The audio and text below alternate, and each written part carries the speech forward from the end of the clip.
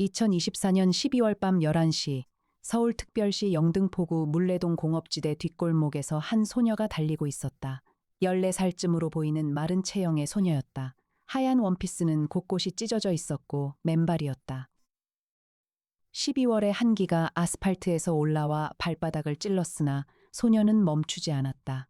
그녀의 손에는 붉은 동백꽃 한 송이가 쥐어져 있었다. 소녀가 골목 끝에 다다랐을 때 앞을 가로막은 것은 높은 담장이었다. 뒤에서 발소리가 들렸다. 하나가 아니었다. 셋 혹은 넷. 소녀는 돌아보지 않았다. 담장을 올라가려 했으나 손에 힘이 빠져 미끄러졌다. 동백꽃이 바닥에 떨어졌다. 소녀가 주저앉았을 때 골목 입구에서 밴 한 대가 불을 끄고 멈추었다. 뒷문이 열리고 검은 옷의 남자 3명이 내렸다. 소녀의 눈에 체념이 스쳤다. 그런데 그 순간 골목 위쪽에서 드론 하나가 내려왔다. 강렬한 서치라이트가 골목 전체를 환하게 비추었다. 동시에 골목 반대편에서 검은색 포르쉐 한 대가 급정거하며 멈추었다. 운전석에서 단발머리의 여성이 뛰어내렸고 조수석에서 장신의 남자가 내렸다. 움직이지 마세요. 여성이 외쳤다. 전자충격 장치가 조준되어 있습니다. 검은 옷의 남자들이 동시에 돌아보았다. 드론의 빛이 그들의 얼굴을 비추었다. 그 빛 아래에서 장신의 남자가 앞으로 걸어 나왔다.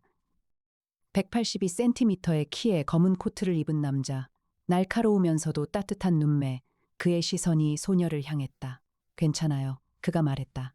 이제 괜찮습니다. 소녀의 눈에서 눈물이 흘렀다. 그러나 이 구출은 시작에 불과했다. 소녀의 뒤에는 이 도시의 어둠 속에 숨겨진 거대한 비밀이 있었다. 소녀는 그 비밀의 문을 여는 열쇠였다. 사흘 전 2024년 11월 30일 서울 마포구 합정동 50층짜리 오피스 빌딩 최상층 강역탐정사무소 아침 9시 이해나가 엘리베이터에서 내리며 손에 든 커피 2잔 중 하나를 강역의 책상에 내려놓았다. 탐정님, 오늘 오전에 의뢰 하나 들어왔어요. 강역이 창가에서 돌아보았다. 한강 위로 겨울 안개가 걷히고 있었다. 어떤 건이죠, 애나 씨? 이해나가 태블릿을 펼쳤다. 의뢰인은 김수연 씨, 52세 여성이에요. 실종된 조카를 찾아달라는 건인데 경찰에 신고한 지 석 달이 넘었는데 진전이 없대요. 실종자 정보는요. 이해나가 화면을 넘겼다. 하나무라 미도리, 14살, 한일 혼혈이에요. 아버지가 일본인이고 어머니가 한국인인데 아버지는 3년 전에 가출하여 연락 두절. 어머니는 올해 8월에 위암으로 사망했어요. 사망 후 이모인 김수연 씨가 보호자가 되었는데 9월 초에 학교를 조퇴한 뒤로 행방불명이에요. 강역의 눈이 미세하게 좁아졌다. 14살, 부모 없는 아이, 석 달째 실종, 그의 직관이 반응하고 있었다. 의뢰인이 언제 오시죠? 강역이 물었다. 이미 로비에 계세요. 이해나가 답했다. 제가 안내할까요? 부탁합니다. 애나 씨, 5분 후 김수연이 사무실에 들어왔다. 50대 초반의 여성이었다. 피로가 얼굴에 역력했고 눈 밑에 짙은 그늘이 져 있었다. 석 달간 잠을 제대로 못 잔 사람의 얼굴이었다. 앉으세요. 강혁이 소파를 권하며 말했다. 커피 드시겠어요? 나정이가 이미 커피를 가져오고 있었다.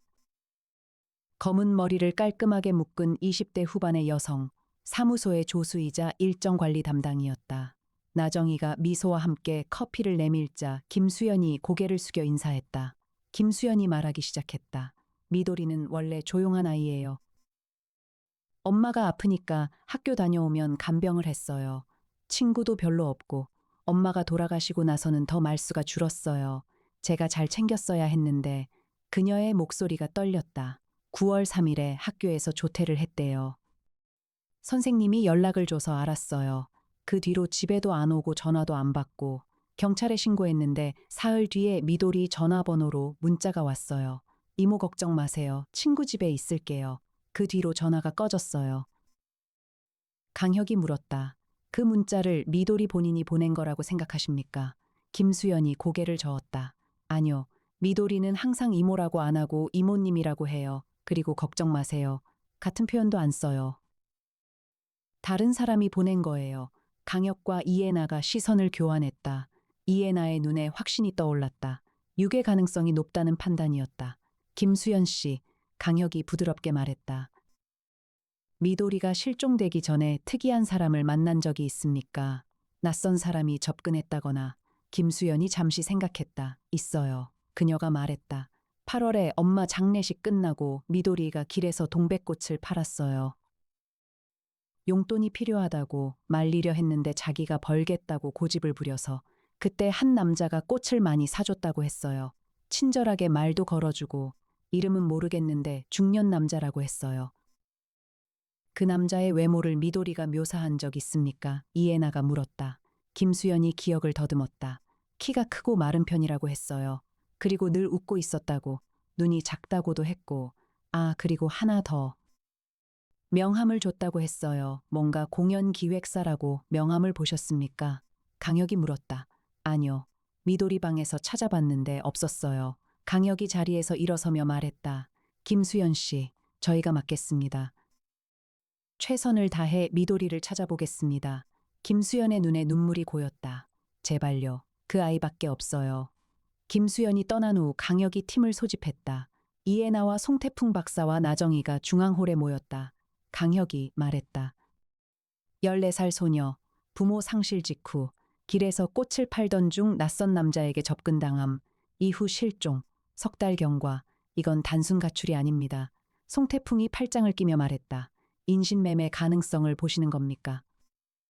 가능성이 아니라 확률이 높아요. 강혁이 답했다. 패턴이 교과서적이에요. 취약계층 미성년자, 보호자 사망 직후의 심리적 공백기, 친절로 접근하는 성인 남성, 그리고 공연 기획사 명함, 이해나가 끼어들었다. 세종이한테 최근 1년간 서울 및 수도권에서 발생한 10대 여성 실종건 중 유사 패턴이 있는 건을 검색시키겠습니다. 그리고 공연 기획사 관련 단서도 함께 부탁해요. 애나 씨, 강혁이 말했다. 그리고 미도리의 학교도 방문해야 해요. 조퇴 당일 상황을 확인해야 합니다. 제가 학교 쪽 조율하겠습니다. 탐정님, 나정희가 수첩에 적으며 말했다. 송태풍 박사는 실종자 프로파일링 작업 부탁드립니다. 강혁이 지시했다. 미도리의 심리 상태와 행동 패턴을 추정해 주세요. 알겠습니다. 송태풍이 고개를 끄덕였다. 오후 2시, 세종의 분석 결과가 나왔다. 보고합니다. 세종의 인공지능 음성이 울렸다. 최근 2년간 서울 및 수도권에서 발생한 10대 여성 실종건 중 유사 패턴을 보이는 건이 총 8건 확인되었습니다. 공통점은 다음과 같습니다. 첫째 피해자 연령이 13세에서 16세 사이, 둘째 피해자 전원이 편부모 가정이거나 보호자가 없는 상태, 셋째 실종 전 불특정 성인 남성과의 접촉 정황. 넷째 실종 후 본인 명의 휴대전화로 자발적 가출을 암시하는 문자 발송 후 전원 꺼짐. 8명. 이해나가 화면을 보며 말했다. 이건 단독범이 아니에요. 조직적이야. 강혁이 디스플레이 앞으로 다가갔다. 8명의 실종자 중 발견된 사람은 세종이 답했다. 없습니다. 8명 전원 현재까지 미발견 상태입니다. 강혁의 주먹이 무의식적으로 쥐어졌다. 2년간 8명의 소녀가 사라지고 1명도 발견되지 않았다. 이것은 범죄 조직이 운영하는 인신매매 또는 불법 착취의 전형적인 형태였다. 세종아, 강혁이 말했다. 8건의 실종 지점과 마지막 휴대전화 기지국 위치를 지도에 표시해줘. 화면에 서울 지도가 떠올랐다. 8개의 붉은 점이 찍혔다. 마지막 기지국 위치는 흥미롭게도 모두 한 곳으로 수렴했다. 영등포구 물레동, 이해나가 중얼거렸다. 공업지대, 낡은 공장들이 밀집한 곳이죠. 강혁이 고개를 끄덕였다. 그리고 최근 몇 년 사이에 예술가 작업실이 들어서면서 재개발 전 단계에 있는 지역이에요. 빈 공장이나 창고가 많고 유동인구가 밤에는 거의 없어요. 뭔가를 숨기기에 최적의 장소야. 그때 나정희가 전화를 끊으며 말했다. 학교 방문 허가 받았어요. 내일 오전 10시에 담임 선생님이랑 면담 가능합니다. 이해나가 추가했다. 탐정님, 공연 기획사 단서도 하나 나왔어요. 8건 중 3건에서 피해자 가족이 공연 관련 명함이나 전단지를 언급했어요. 서커스나 마술쇼 같은 걸 하는 곳이라고. 서커스, 강혁의 눈이 번뜩였다. 무슨 이름이었어요? 이해나가 화면을 스크롤했다. 2건에서는 이름을 기억 못했고 한 건에서 빨간 고양이 극단이라는 이름이 나왔어요. 빨간 고양이 극단. 강혁이 반복했다. 세종아, 이 이름으로 등록된 사업체를 찾아줘. 세종이 2초 만에 답했다. 빨간 고양이 극단, 사업자 등록번호 확인, 등록 주소지 영등포구 물레동 39번지, 대표자 이름 아라시 코이지로, 업종 공연기획업, 등록일 2022년 4월, 현재 상태 영업 중. 그러나 최근 1년간 공식 공연 기록은 없습니다. 이에나가 말했다. 아라시 코이지로, 일본 이름이네요. 제1교포인가. 강혁이 돌아서며 말했다. 내일 학교 방문하고 그 다음에 물레동으로 갑니다. 하지만 그 전에 형한테 연락해야겠어. 강혁이 전화기를 들었다. 형, 혁아, 무슨 일이야? 강민혁의 목소리가 전화기 너머로 들렸다. 검찰청 고위 간부인 형은 늘 바빴으나 동생의 전화에는 항상 응했다. 형, 빨간 고양이 극단이라는 업체 알아. 물레동에 등록된 곳인데 미성년자 실종 사건이랑 연관될 수 있어. 강민혁이 잠시 침묵했다. 인신매매 쪽으로 보는 거야? 가능성이 높아. 8명의 실종 소녀가 모두 같은 지역으로 수렴해. 강민혁의 목소리가 진지해졌다. 내가 검찰 쪽 수사 기록 확인해 볼게. 조심해라, 혁아. 조직적이면 위험할 수 있어. 고마워, 형. 다음 날 오전 10시, 마포구 소재 중학교, 미도리의 담임인 이정은 교사가 강혁과 이해나를 상담실에서 맞았다. 하나무라 학생 건으로 오셨다고 들었습니다. 이정은 교사가 말했다. 사실 저도 걱정이 많아요. 경찰에서 한번 오셨는데 그 뒤로 연락이 없더라고요. 9월 3일 조퇴 당시 상황을 말씀해 주시겠습니까? 강혁이 물었다. 이정은 교사가 기억을 더듬었다. 3교시가 끝나고 쉬는 시간이었어요. 미도리가 갑자기 짐을 챙겨서 교무실에 와서는 몸이 안 좋다고 조퇴하겠다고 했어요. 얼굴이 창백해 보여서 그냥 보내줬어요. 그런데 지금 와서 생각하면 이상한 점이 하나 있었어요. 뭔가요? 이해나가 물었다. 교문 앞에서 누가 기다리고 있었어요. 교사가 말했다. 교무실에서 창문으로 봤는데 중년 남자가 교문 옆에 서 있었어요. 미도리가 나가자 같이 걸어갔어요. 그때는 그냥 친척이 데리러 온 줄 알았는데 그 남자의 인상차기를 기억하십니까? 강혁이 물었다. 키는 크지 않았어요. 170 정도. 마른 편이었고 검은 코트를 입었는데 모자를 쓰고 있어서 얼굴은 잘 안 보였어요. 그런데 독특한 점이 하나 있었어요. 걸을 때 약간 절뚝거렸어요. 강혁의 눈이 미세하게 빛났다. 왼쪽이었습니까? 오른쪽이었습니까? 교사가 놀란 표정으로 강혁을 보았다. 잘 기억이. 왼쪽이었던 것 같아요. 왼발을 끌듯이 걸었어요. 한 가지 더 여쭤볼게요. 강혁이 말했다. 미도리가 평소에 특별히 친하게 지내는 친구가 있었습니까? 교사가 고개를 저었다. 아이가 워낙 조용해서요. 반에서도 혼자 있는 경우가 많았어요. 그런데 9월에 실종되기 한 달쯤 전인 8월 말에 갑자기 표정이 밝아진 적이 있었어요. 뭔가 좋은 일이 생긴 것 같았는데 물어보지는 못했어요. 강혁과 이해나는 학교를 나왔다. 이해나가 차를 몰며 말했다. 8월 말. 어머니 사망 직후인데 표정이 밝아졌다. 그 시기에 접근한 사람이 있었다는 거예요. 맞아요. 강혁이 조수석에서 생각에 잠기며 말했다. 김수연 씨가 말한 동백꽃 남자. 꽃을 많이 사준 친절한 중년 남자. 그리고 학교 앞에서 기다리던 절뚝거리는 남자. 같은 인물일 수 있어요. 이해나가 물었다. 물레동으로 바로 갈까요, 탐정님? 강혁이 고개를 저었다. 아직은 이릅니다. 정보가 부족해요. 먼저 물레동 일대의 CCTV를 확보해야 해요. 그리고 빨간 고양이 극단의 대표 아라시 코이지로의 신원을 정확히 파악해야 합니다. 사무소로 돌아가죠. 사무소로 돌아온 후 세종이 아라시 코이지로의 신원 조회 결과를 보여주었다. 본명 전풍치, 2022년에 귀화한 제1교포 3세대, 현재 53세, 과거 전과 기록 3건, 사기 2건과 아동복지법 위반 1건. 사기건은 2015년과 2018년에 각각 투자 사기로 집행유예를 받았고, 아동복지법 위반은 2020년에 미성년자를 불법 고용한 건으로 벌금형을 받았다. 이해나가 화면을 보며 말했다. 아동복지법 위반 이력이 있는 사람이 다시 공연 기획사를 차렸어요. 그리고 그 기획사 주변에서 미성년자가 사라지고 있고 강혁이 고개를 끄덕였다. 전과가 있으니 수법이 세련되어졌을 거예요. 이전에는 단순 고용이었지만 이번에는 더 은밀하게 움직이고 있어. 송태풍 박사가 연구실에서 나오며 말했다. 프로파일링 결과 나왔습니다. 미도리의 심리 상태를 추정해보면 모친 사망 직후 극심한 상실감과 고립감을 겪었을 거예요. 이런 상태의 아이에게 친절과 관심을 보이는 성인이 접근하면 거의 무방비로 수용하게 됩니다. 전형적인 그루밍 패턴이에요. 강혁의 표조정이 어두워졌다. 아이의 약점을 정확히 파고든 거야. 그때 세종이 추가 정보를 제공했다. 추가 보고입니다. 빨간 고양이 극단 등록 주소지인 물레동 39번지 일대의 부동산 등기를 조회한 결과 해당 건물은 2021년에 폐업한 철공소입니다. 건물 면적 300평, 지하 1층 지상 2층 구조. 현재 소유자는 주식회사 레드캣 엔터테인먼트, 대표 전풍치, 동일인입니다. 이해나가 말했다. 300평이면 꽤 넓어요. 사람을 숨기기에 충분하고 강혁이 결정했다. 오늘 밤에 물레동을 답사합니다. 위성 드론으로 건물 외부를 먼저 파악하고 내부 동향을 확인합니다. 직접 진입은 아직 안 해요. 먼저 전체 구조와 인원수를 파악해야 합니다. 이해나가 고개를 끄덕이며 말했다. 드론 2대 준비하겠습니다. 탐정님.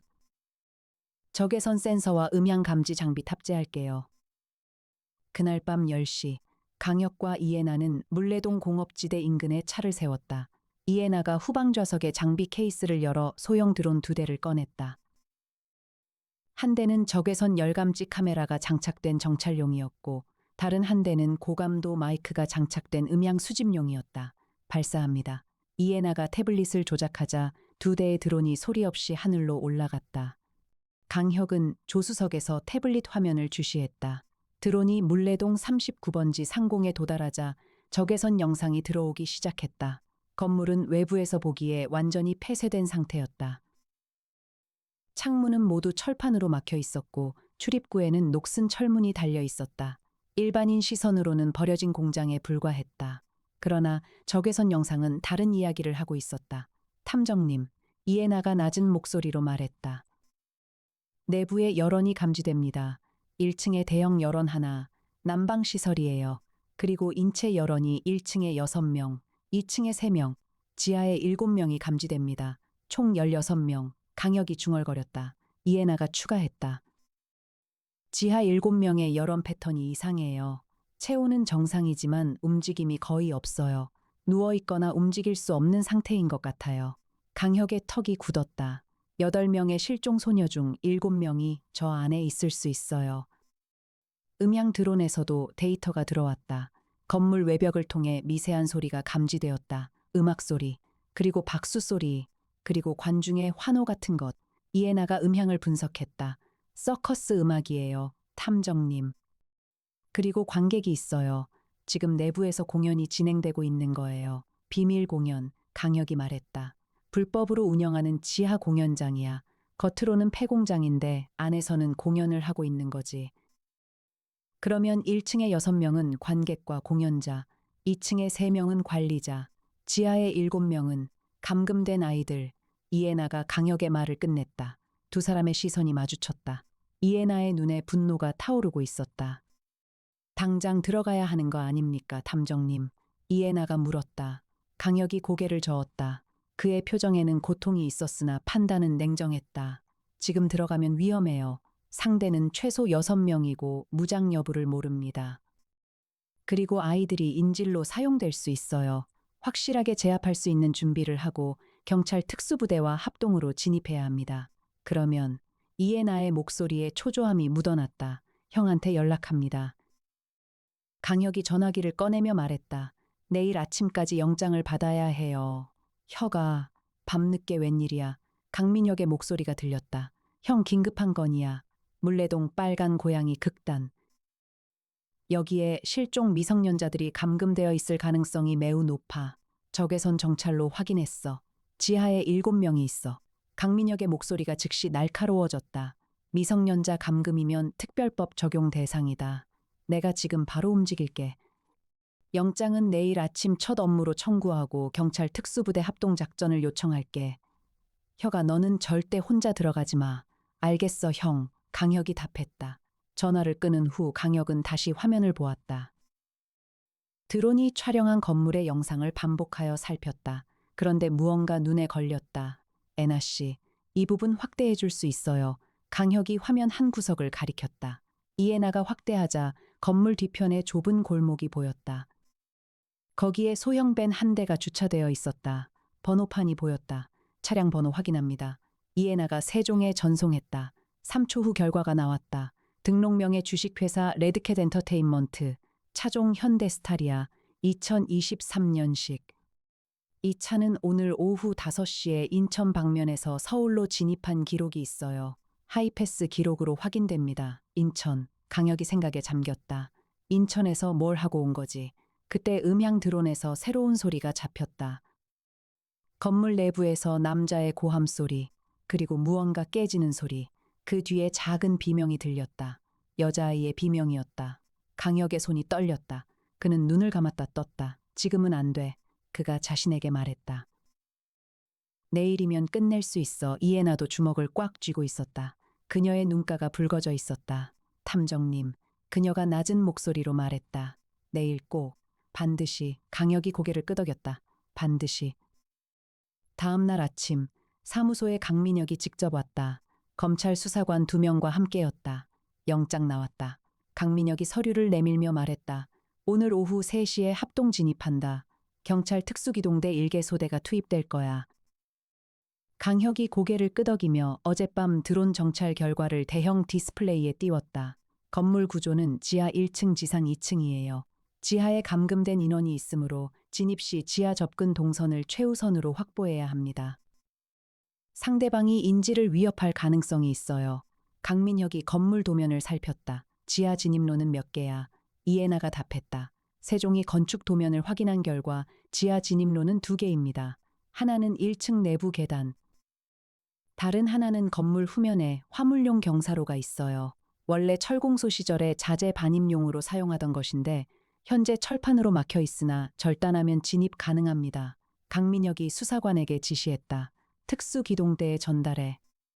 2개 팀으로 나눠서 동시 진입, A팀은 정문으로 기습, B팀은 후면 경사로로 지하 직접 진입. 강혁이 말했다. 형, 내가 B팀에 합류해도 되겠어. 강민혁이 동생을 보았다. 위험해. 아이들이 거기 있어. 강혁이 말했다. 내가 가야 해. 아이들이 겁에 질려 있을 거야. 특수부대 복장한 사람들만 보면 더 공포에 빠질 수 있어. 아이들을 안심시킬 수 있는 사람이 필요해. 강민혁이 한숨을 쉬었다. 알겠다. 단 방탄복 착용하고 뒤에서 따라가. 선두에 서지 마. 이에나가 끼어들었다. 저도 같이 갑니다. 아이들의 건강 상태를 현장에서 바로 확인할 수 있어야 합니다. 구급 장비 가져갈게요. 강민혁이 이에나를 보며 미소를 지었다. 이에나 씨, 항상 철저하시네요. 알겠습니다. 이에나가 살짝 웃었다. 강민혁과도 친한 그녀는 편하게 대답했다. 민혁 오빠도 조심하세요. 송태풍 박사가 말했다.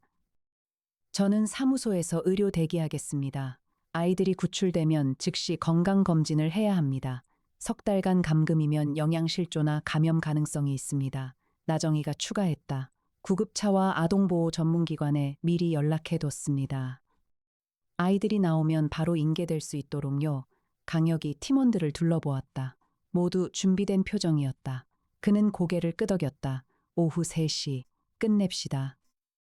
오후 2시 45분, 물레동 39번지 인근, 경찰 특수기동대 차량 3대와 구급차 2대가 골목 뒤편에 대기하고 있었다. 강혁과 이에나는 방탄복을 착용하고 B팀에 합류했다. B팀은 특수기동대원 8명으로 구성되어 있었다. 이에나의 드론이 상공에서 실시간 영상을 전송하고 있었다. 현재 건물 내부 여론은 1층 4명, 2층 2명, 지하 8명입니다. 이에나가 이어폰으로 보고했다. 어제보다 지하 인원이 1명 늘었어요. 강혁의 눈이 좁아졌다. 새로 잡아온 아이가 있다는 뜻이야. 작전 개시 30초 전, A팀 리더의 음성이 무전으로 들렸다. A팀 준비 완료, B팀 준비 완료. B팀 리더가 답했다. 10초, 5초, 돌입. A팀이 정문의 철문에 파쇄기를 가동했다. 거대한 금속음이 공업지대에 울려 퍼졌다. 동시에 B팀이 후면 경사로의 철판을 절단기로 잘라냈다. 30초 만에 사람이 지나갈 수 있는 크기의 구멍이 뚫렸다. B팀이 경사로를 따라 지하로 내려갔다. 어두운 통로였다. 특수기동대원들의 전술 손전등이 어둠을 갈랐다. 강혁과 이해나는 후방에서 따랐다. 지하 통로 끝에 철문이 하나 더 있었다. 잠겨 있었으나 기동대원이 유압 절단기로 경첩을 자르자 문이 넘어갔다. 문 너머의 광경이 강혁의 눈에 들어왔다. 넓은 지하 공간이었다. 약 50평 규모. 콘크리트 바닥에 형광등 3개가 칙칙한 빛을 내리쬐고 있었다. 그리고 그 안에 철제 2층 침대가 4개 놓여 있었다. 침대 위에 소녀들이 있었다. 7명, 아니 8명. 가장 어린 아이는 12세 정도로 보였고 가장 나이가 많아 보이는 아이도 16을 넘기지 않았다. 아이들은 수척했다. 눈이 움푹 들어가고 팔다리가 가늘었다. 형광등 아래에서 그들의 피부는 병적으로 하였다. 특수기동대원들이 들어오자 아이들은 일제히 움츠러들었다. 한 아이가 비명을 지르려다 입을 막았다. 강혁이 앞으로 나섰다. 방탄복 위에 입은 검은 코트를 벗어 옆에 놓고 두 손을 보이며 천천히 다가갔다. 괜찮아요. 그가 부드럽게 말했다. 우리는 여러분을 구하러 왔어요. 아무도 해치지 않을 거예요. 아이들의 눈이 흔들렸다. 그중 한 아이가 고개를 들었다. 단발머리에 큰 눈, 수척하고 창백했으나 이목구비가 뚜렷한 소녀였다. 그녀의 손에 시든 동백꽃 한 송이가 쥐어져 있었다. 강혁의 가슴이 아렸다. 미도리, 혹시 하나무라 미도리 아니니? 강혁이 무릎을 꿇으며 물었다. 소녀의 눈에서 눈물이 흘렀다. 어떻게 제 이름을? 이모가 보냈어. 강혁이 미소 지었다. 김수연 이모가 3달 동안 너를 찾았어. 이제 집에 갈 수 있어. 미도리가 울음을 터뜨렸다. 다른 아이들도 하나둘 울기 시작했다. 이해나가 구급 가방을 들고 다가와 아이들의 상태를 확인하기 시작했다. 탈수 증상이 있어요. 영양실조도. 하지만 생명에는 지장 없습니다. 그녀가 무전으로 보고했다. 구급차 투입해주세요. 동시에 위층에서 A팀의 교전 소리가 들렸다. 고함과 발소리와 제압하는 소리. 3분 후 무전이 들어왔다. A팀 1층 확보. 용의자 4명 제압 완료. 2층 진입 중. 2분 후 추가 보고. 2층 확보. 용의자 2명 추가 제압. 총 6명 체포 완료. 강혁이 한숨을 내쉬었다. 끝났다고 생각하는 순간 이해나가 그의 팔을 잡았다. 탐정님, 아이들이 8명인데 열어는 8비였잖아요. 그런데 여기 침대 자리는 9개예요. 1명이 더 있었어요. 강혁의 눈이 확장되었다. 그가 아이들을 향해 물었다. 여기에 다른 아이가 1명 더 있었니? 미도리가 고개를 끄덕였다. 언니가 1명 있었어요. 미사키 언니, 오늘 아침에 데려갔어요. 공연한다고. 강혁이 즉시 움직였다. A팀에게 무전했다. 1층에 공연장 같은 공간이 있습니까? A팀 리더가 답했다. 네, 1층 중앙에 무대 시설이 있습니다. 조명과 음향 장비가 설치되어 있고 객석이 약 50석 규모로 배치되어 있습니다. 현재 관객은 없고 공연자도 없습니다. 미사키라는 아이가 안 보입니까? 강혁이 물었다. 확인 중입니다. 잠시 후 답이 왔다. 여기 대기실에 소녀가 1명 있습니다. 공연 의상을 입고 있는데 의식이 없습니다. 약물 투여 흔적이 있어 보입니다. 이해나가 즉시 올라갔다. 2분 후 그녀의 목소리가 무전으로 들렸다. 미사키 확인했습니다. 의식은 없지만 호흡과 맥박 정상이에요. 안정제 과다 투여로 보입니다. 구급차로 이송합니다. 물레동 현장에서 체포된 6명은 영등포 경찰서로 이송되었다. 강민혁이 직접 신문에 참관했고 강혁에게도 참관을 허가했다. 체포된 6명의 구성은 다음과 같았다.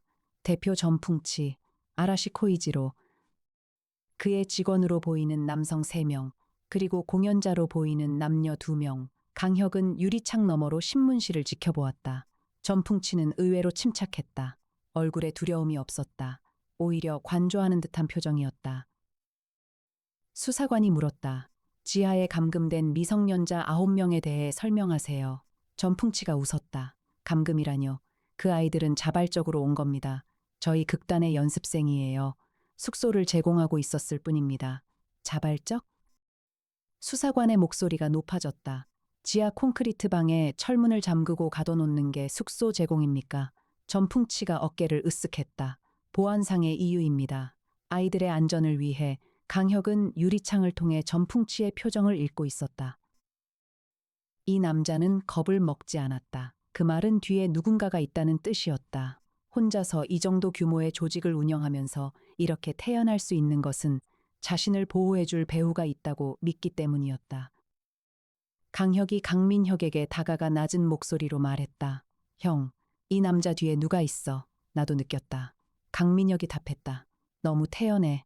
변호사도 안 부르고 이렇게 여유로운 건 자기가 곧 풀려날 거라고 확신하고 있다는 뜻이야. 공연 관객 명단을 확보해야 해. 강혁이 말했다. 이 비밀 공연을 보러 오는 사람들이 누군지 거기에 답이 있을 거야. 강민혁이 고개를 끄덕였다. 현장에서 압수한 컴퓨터와 휴대전화 분석 결과가 내일 나올 거야. 거기서 고객 명단이 나올 수 있어. 9명의 소녀가 구출된 후 송태풍 박사가 사무소에서 아이들의 초기 건강검진을 실시했다.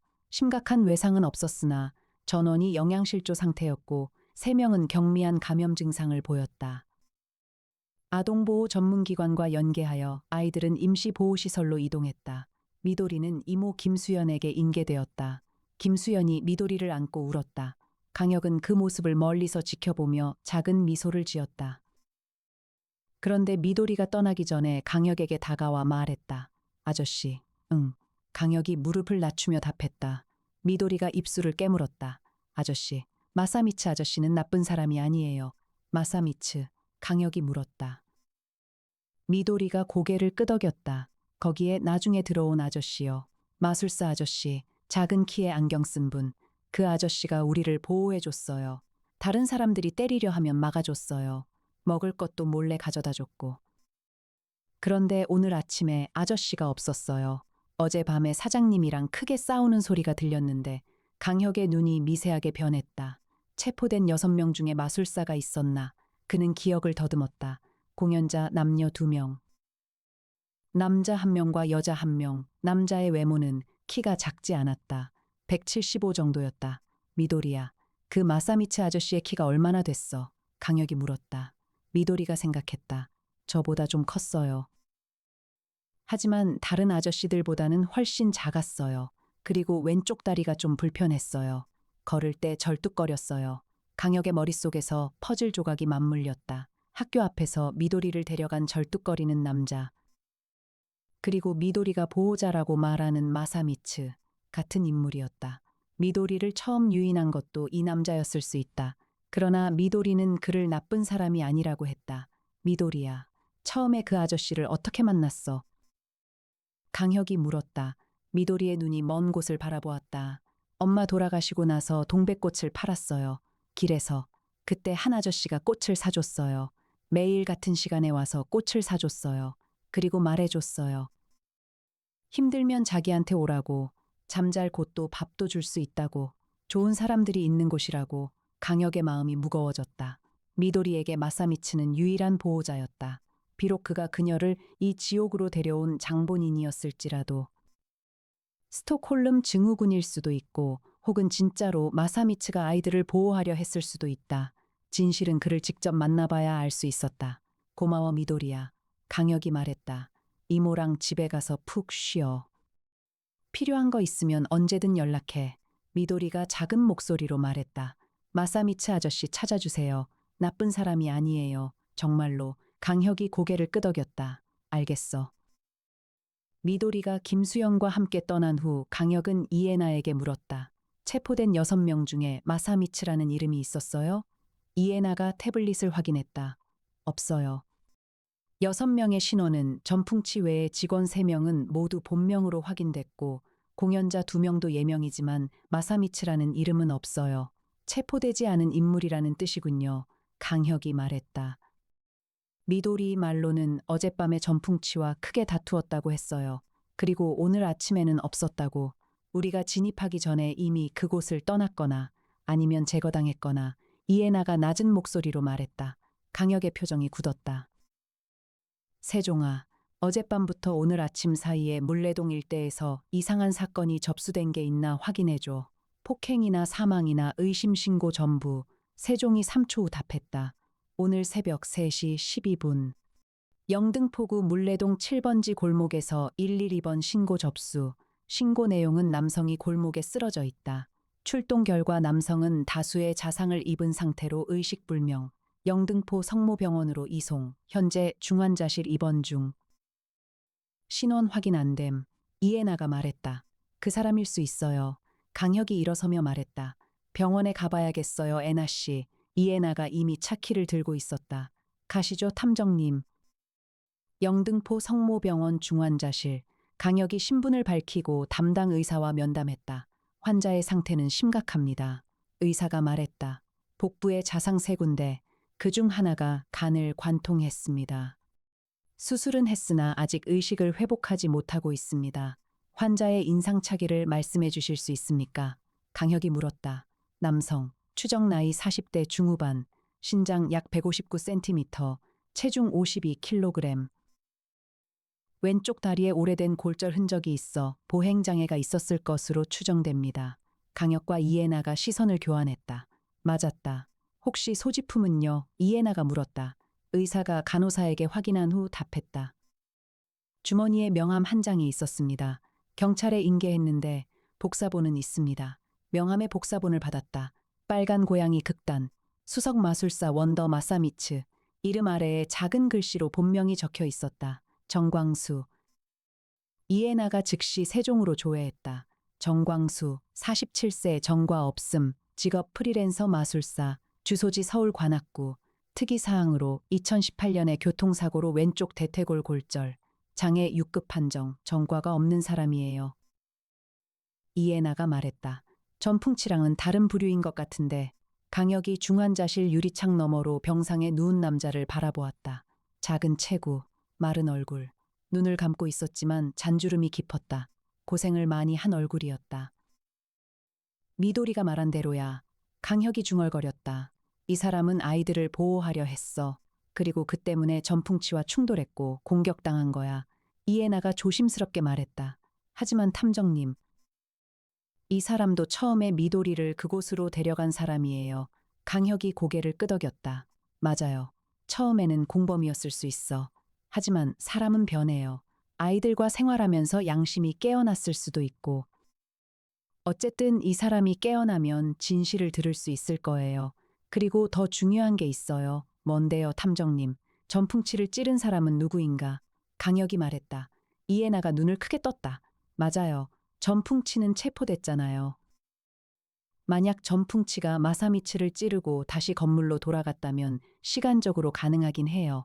새벽 3시에 마사미츠가 발견됐고 우리가 진입한 건 오후 3시니까.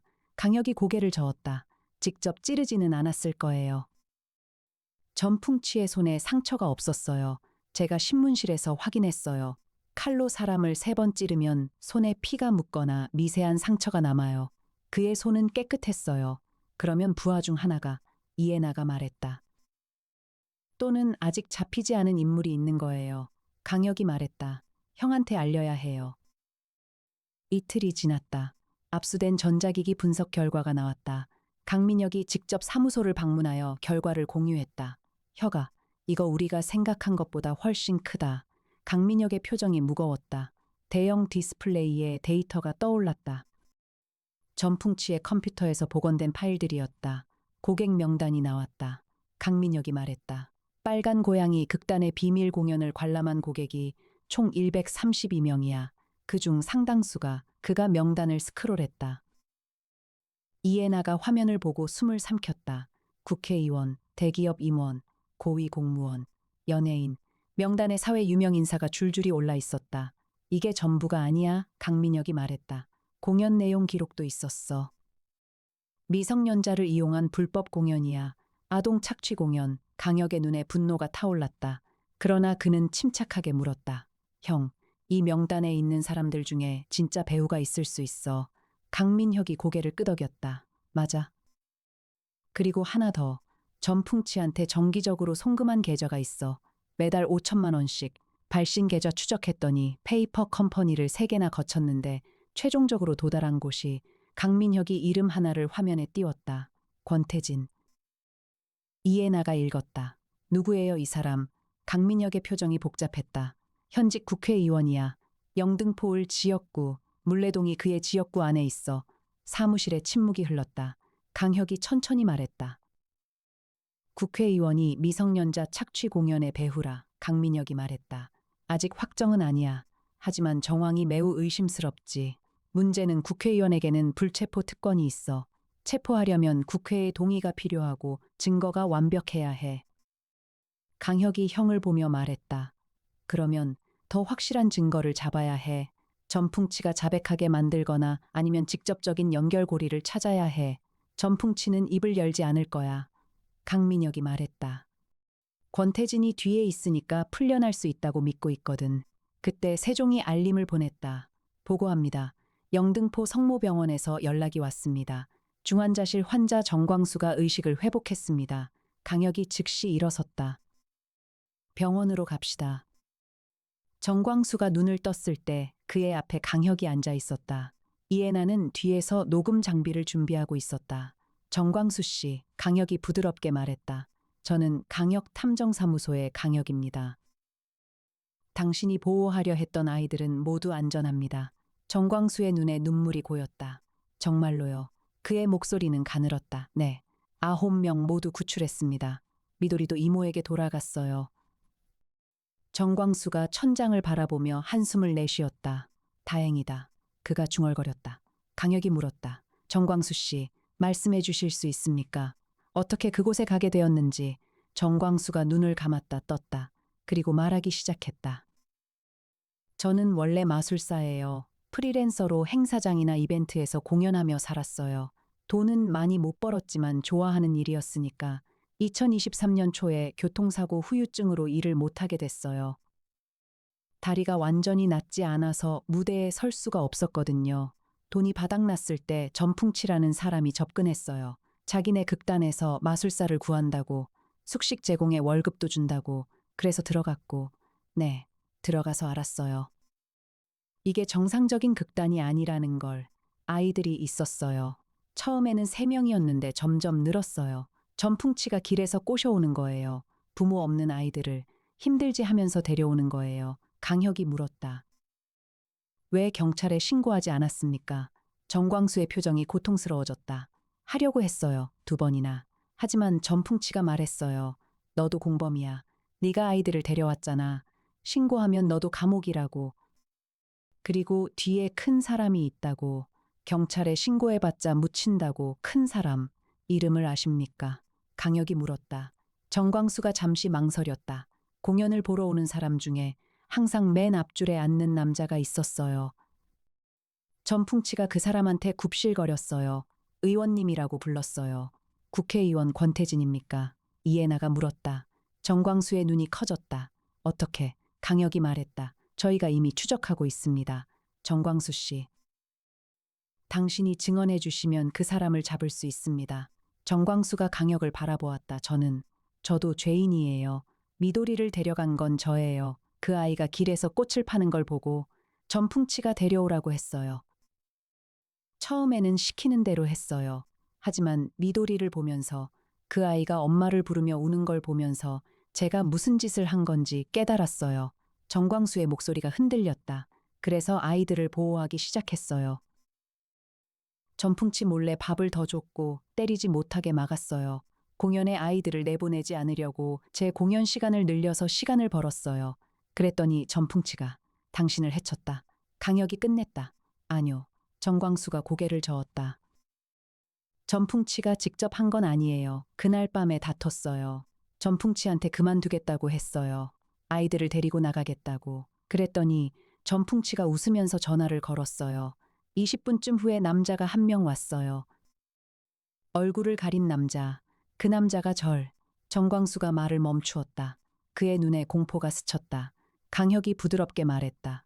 그 남자의 특징을 기억하는 것이 있으면 말씀해 주세요. 신장이나 체형이나 목소리라도. 키가 컸어요. 180 넘었을 거예요. 마르지도 뚱뚱하지도 않았고 칼을 쓰는 솜씨가 군인 같았어요. 빠르고 정확했어요. 3번 찔리는 동안 반응할 수가 없었어요. 강혁의 눈이 가늘어졌다. 전문 폭력 인력이에요, 애나 씨. 청부업자급. 이해나가 고개를 끄덕이며 태블릿에 기록했다. 정광수 씨. 강혁이 마지막으로 물었다. 권태진 의원이 그 공연을 보러 올 때 혼자 왔습니까? 아니면 수행원이 있었습니까? 정광수가 기억을 더듬었다. 항상 한 명이 따라왔어요. 키 큰 남자. 정광수의 표정이 변했다. 그 남자예요. 절 찌른 남자. 의원님 수행원이에요. 강혁이 자리에서 일어서며 말했다. 감사합니다, 정광수 씨. 당신의 증언이 매우 중요합니다. 걱정 마세요. 당신이 아이들을 보호한 것은 제가 증인이 되어드리겠습니다. 정광수의 눈에서 눈물이 흘렀다. 미도리한테 미안하다고 전해주세요. 정말 미안하다고. 강혁이 고개를 끄덕였다. 전하겠습니다. 사무소로 돌아온 강혁은 즉시 형에게 연락했다. 형, 마사미츠 즉 정광수가 증언했어. 권태진 의원의 수행원이 그를 찔렀어. 강민혁의 목소리가 긴장되었다. 권태진 의원의 수행원이라 이름은 아직 모르겠어. 하지만 키 180 이상, 군 출신 추정, 칼을 전문적으로 사용하는 인물, 강민혁이 말했다. 내가 권태진 의원의 공식 수행 인력을 조회해 볼게. 그리고 혁아, 조심해라. 국회의원이 관련된 건이면 여러 쪽에서 압력이 올 수 있어. 알아, 형. 하지만 이건 아이들 9명의 인생이 걸린 거야. 물러설 수 없어. 강민혁이 잠시 침묵한 후 말했다. 알겠다. 형이 뒤를 봐줄게. 증거만 확실히 잡아. 전화를 끊은 후 강혁은 팀원들에게 말했다. 세종아, 국회의원 권태진의 공식 일정과 동선을 최근 1년간 추적해줘. 특히 물레동 방면 이동 기록을 중점적으로 이해나가 추가했다. 권태진 의원의 재산 관계와 관련 법인도 함께 분석하겠습니다. 세종이 작업을 시작했다. 20분 후 결과가 나왔다. 권태진 의원은 최근 1년간 공식 일정 외에 매주 금요일 저녁에 차량이 영등포구 물레동 방면으로 이동한 기록이 있습니다. 하이패스 기록 및 차량 블랙박스 연동 데이터로 확인. 또한 권태진 의원이 대주주인 주식회사 태진홀딩스의 자회사 중 하나가 레드캣 엔터테인먼트에 투자한 기록이 있습니다. 이해나가 화면을 보며 말했다. 직접 연결고리가 있어요. 투자 기록. 이건 단순히 고객이 아니라 사업 파트너라는 뜻이에요. 강혁이 고개를 끄덕였다. 그리고 수행원의 정체도 밝혀야 해. 세종아, 권태진 의원의 국회 출입 기록에서 동반 출입한 수행 인력의 정보를 확인해줘. 세종이 답했다. 권태진 의원의 국회 출입 시 상시 동반하는 수행원은 2명입니다. 첫 번째 강동구 남성 김재환 32세, 전직 대통령 경호처 출신. 두 번째 서초구 남성 박용태 38세, 전직 특수전사령부 출신. 제2번 인물의 신장이 183cm이며 특수전 출신입니다. 칼을 쓰는 군인 출신. 강혁이 말했다. 박용태, 이 사람이야. 이해나가 말했다. 박용태의 신상 정보와 최근 동선을 세종한테 추적시킬게요. 강혁이 창밖을 바라보며 말했다. 국회의원과 그의 수행원, 그리고 미성년자 착취 범죄 조직, 이 퍼즐은 이제 거의 완성됐어요. 하지만 마지막 한 조각이 필요해요. 뭔데요, 탐정님? 이해나가 물었다. 권태진이 왜 이런 일을 하는지. 강혁이 답했다. 돈 때문일까? 국회의원이 월 5천만 원 투자하면서 위험을 감수할 이유가 뭐가 있을까? 다른 뭔가가 있어. 다음 날 세종이 결정적 증거를 발견했다. 전풍치의 컴퓨터 하드디스크에서 삭제된 파일을 복원한 결과 영상 파일 37개가 발견되었습니다. 세종이 보고했다. 모두 비밀 공연을 촬영한 것이며 관객석이 선명하게 보입니다. 이 중 23개의 영상에서 권태진 의원의 얼굴이 식별됩니다. 강혁이 영상을 확인했다. 공연장 내부가 찍혀 있었다. 무대 위에서 아이들이 마술쇼의 보조로 서 있었다. 의상은 과도하게 노출된 것이었다. 관객석 맨 앞줄에 권태진이 앉아 있었다. 그의 옆에는 키 큰 남자가 서 있었다. 박용태였다. 그런데 강혁이 영상을 더 분석하면서 무언가 이상한 점을 발견했다. 애나 씨, 이 영상의 촬영 각도를 봐요. 강혁이 말했다. 이해나가 화면을 살폈다. 카메라가 숨겨져 있었어요. 관객석에서 촬영한 게 아니라 천장 구조물에 설치된 카메라예요. 전풍치가 몰래 찍은 거예요. 강혁의 눈이 빛났다. 전풍치는 이 영상을 보험으로 가지고 있었던 거야. 배후인 권태진에게 배신당할 경우를 대비한 협박 자료. 이해나가 끄덕였다. 그래서 전풍치가 태연했던 거군요. 자기가 잡히면 이 영상이 공개될 거라고 권태진에게 통보했을 거예요. 그러니까 곧 풀어줄 거라고 믿은 거예요. 하지만 전풍치는 한 가지를 간과했어요. 강혁이 말했다. 영상이 삭제되어 있었다는 거야. 누군가 전풍치 몰래 파일을 삭제했어요. 누가? 이해나가 물었다. 강혁이 잠시 생각했다. 박용태. 우리가 진입하기 전에 이미 건물에 다녀갔을 수 있어. 마사미츠를 찌른 것도 그때 컴퓨터 파일을 삭제한 것도 그때야. 하지만 완전 삭제는 못한 거지. 세종의 복원 능력을 몰랐으니까. 이해나의 입가에 미소가 떠올랐다. 세종이가 일 잘했네요. 강혁이 형에게 전화를 걸었다. 형, 영상 증거 확보했어. 권태진 의원이 불법 공연에 참석한 영상이 37개야. 얼굴이 선명하게 찍혀 있어. 강민혁의 목소리에 결의가 담겼다. 이 정도면 체포영장 청구가 가능하다. 불체포 특권 해제 요청도 동시에 진행할게. 혀가 이번엔 확실히 잡는다. 이틀 후 국회가 권태진 의원의 불체포 특권 해제에 동의했다. 증거가 압도적이었기 때문이다. 영상 37개, 자금 추적 기록, 정광수의 증언, 피해 아동 9명의 진술, 권태진은 국회의원 사무실에서 체포되었다. 박용태는 강남구 자택에서 체포되었다. 전풍치의 직원 3명도 추가 기소되었다. 그러나 강혁은 체포 현장에 가지 않았다. 그는 사무소에 남아 미도리에게 전화를 걸었다. 미도리야, 나 강혁 아저씨야. 아, 미도리의 목소리가 작았다. 마사미츠 아저씨 있잖아. 정광수 씨, 의식 회복했어. 괜찮아질 거래. 그리고 너한테 미안하다고 전해달래. 전화기 너머에서 미도리가 한참 아무 말도 하지 않았다. 그리고 작은 목소리로 말했다. 고마워요, 아저씨. 강혁이 웃었다. 미도리야, 앞으로 힘든 일 있으면 이 번호로 연락해. 언제든. 네, 미도리가 답했다. 그리고 조심스럽게 물었다. 아저씨, 다시 학교 가도 될까요? 당연하지. 강혁이 말했다. 네가 하고 싶은 거 다 할 수 있어. 이제. 전화를 끊은 후 강혁은 창가에 서서 한강을 내려다보았다. 겨울 해가 짧았다. 이미 해가 기울고 있었다. 이해나가 다가와 그의 옆에 섰다. 2잔의 커피를 들고 탐정님, 수고하셨어요. 강혁이 커피를 받으며 웃었다. 애나 씨가 더 수고했지요. 이해나가 고개를 저었다. 제가 한 건 운전이랑 드론 조종이랑 세종 돌린 것뿐이에요. 그게 전부잖아요. 강혁이 진지하게 말했다. 애나 씨 없으면 저 혼자서는 절반도 못했을 거예요. 이해나의 귀가 붉어졌다. 그녀는 커피잔으로 얼굴을 가리며 창밖을 바라보았다. 탐정님, 그녀가 말했다. 정광수 씨, 어떻게 될까요? 강혁이 잠시 생각했다. 죄가 없지는 않아요. 미도리를 유인한 건 사실이니까.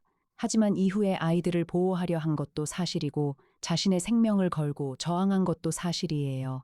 형이 정상 참작 의견서를 써줄 거예요. 그리고 정광수 씨 자신도 피해자라 할 수 있어요. 전풍치에게 이용당한 약자이니까. 이해나가 고개를 끄덕였다. 탐정님은 항상 그래요. 가해자 안에서도 피해의 결을 읽어내시는. 강혁이 쓸쓸하게 웃었다. 세상 일이 단순하면 좋겠는데 그렇지가 않아서요. 두 사람은 나란히 서서 석양을 바라보았다. 이해나의 마음속에 강혁을 향한 감정이 파도처럼 밀려왔으나 그녀는 그것을 커피의 쓴맛 아래 감추었다. 지금은 아닌 때였다. 언제나 그랬듯이. 사건 종결 후 한 달이 지났다. 2025년 1월 권태진 전 의원은 아동복지법 위반과 아동학대 공모 혐의로 구속 기소되었다. 재판은 진행 중이었으나 증거가 압도적이어서 실형이 확실시되었다. 박용태는 살인미수와 증거인멸 혐의로 별도 재판을 받고 있었다. 전풍치는 인신매매와 아동학대 등 다수의 혐의로 기소되어 구치소에 수감 중이었다. 그는 뒤늦게 권태진이 자신을 버렸음을 깨달았고 모든 것을 자백했다. 9명의 소녀는 아동보호 전문기관의 지원 아래 일상으로 돌아가는 중이었다. 상담 치료를 받으며 천천히 회복하고 있었다. 미도리는 학교에 복귀했다. 김수연의 돌봄 아래 조금씩 밝아지고 있었다. 그녀는 매주 한 번씩 강역 사무소에 편지를 보냈다. 짧은 편지. 오늘 학교에서 미술 시간에 동백꽃을 그렸어요. 같은 정광수는 퇴원 후 검찰 조사를 받았다. 그에게 적용된 혐의는 아동 유인이었으나 정상 참작 사유가 많았다. 아이들의 증언이 그를 도왔다. 미도리를 포함한 여러 아이가 그가 자신들을 보호했다고 진술했다. 최종적으로 그는 집행유예를 받았다.